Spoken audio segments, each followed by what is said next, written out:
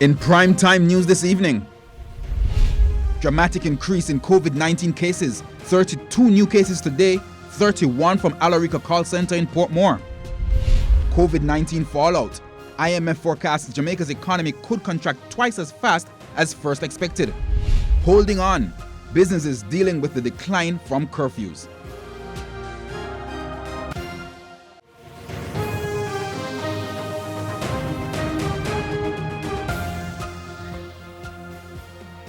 Good evening and welcome to Primetime News, both on air and online at onespotmedia.com. I'm Herman Green. And I'm Janella Precious. Also this evening, the business day, sports commentary, E-Prime, and weather. But before the break, the feedback question. Our question this evening: what are your thoughts on the 1 week lockdown for St. Catherine? You can share comments online, facebook.com/Television Jamaica, and tweet us at Television Jam.